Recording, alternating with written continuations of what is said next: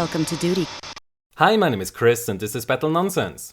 Today I will show you the first of many design concepts from my Battlefield 1982 project. If you don't know what that is, then please watch the introduction video first, as it will be otherwise pretty hard for you to follow what I'm explaining here. Alright, so in 2005 it was Battlefield 2 which introduced a global ranking system to the Battlefield franchise. And it was brutal. To reach any of the highest ranks was next to impossible for the majority of the players, because they didn't only require a lot of points, but they also required that you received specific medals, ribbons and badges. Where for the badges we had basic, veteran and expert versions, which made you sweat blood trying to get them. In the Frostbite generation games the ranks were no longer linked to any medals, ribbons or badges, and so it was quite easy to reach the highest rank, especially in Battlefield 4 with the XP boosters. So today the rank is not much more than a playtime indicator. It does not tell you how experienced the player is. Battlefield 1982 approaches ranks differently than any previous Battlefield game.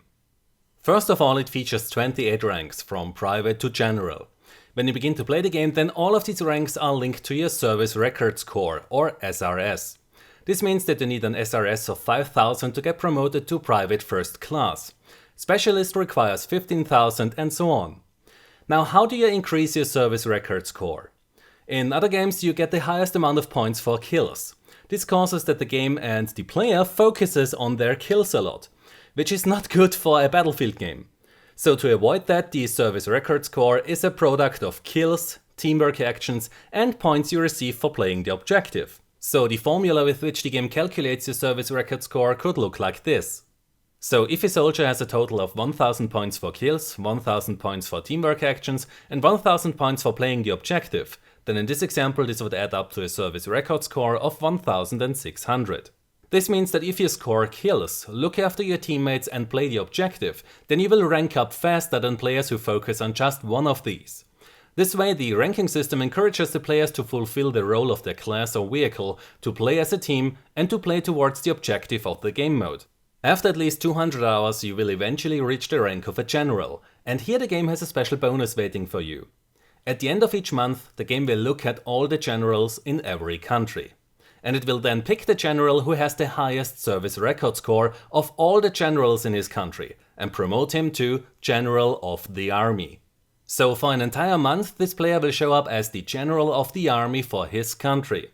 And at the end of the month he goes back to the rank of a general again, with a little extra bonus indicator that shows that he was the General of the Army once. To give more players a fighting chance to become the General of the Army for their country, the system will never pick a player twice. So what now? As I said, it should take you at least 200 hours to reach the rank of a general in Battlefield 1982, which is quite an achievement that you can be proud of considering how the SRS works. But if you're up for a serious challenge and want to show everyone that you didn't just experience everything that the game has to offer, but you actually mastered every aspect of it, then you can join the Veteran program. If you are brave enough to join the Veteran program, then you will begin at the rank of a Specialist, which just like all the following ranks in the program now has a Veteran attached to it to indicate that you are a seasoned Battlefield 1982 player and not fresh from boot camp. When you join the Veteran program, then you will keep all of your guns and other customizations. Also all the medals, ribbons and badges that you earned before are still valid. So how do you rank up? Increasing your service record score is not enough in the Veteran program. In addition to a certain SRS, the Veteran ranks also require that you receive certain medals, ribbons and badges. So to get the first promotion to Corporal, you could be required to own a Combat Infantry medal, a Combat Action ribbon and all the basic badges. For the promotion to Sergeant you could already be required to own a Specialist First Aid badge, which are much harder to get than the basic ones, and the Expert badges will make you sweat blood while trying to achieve them. The higher you climb the rank ladder, the more challenging the requirements will become, and you will get pushed out of your comfort zone trying to achieve them. Only the best of the best will reach the Veteran General or even the Veteran General of the Army rank, and they will be feared when they join a public server. So make sure that you are up for that challenge before you put your signature down and sign up for the Veteran program. In the next video we will have a look at the customization options in Battlefield 1982 before we then begin to have a look at the game mechanics like close air support and transportation.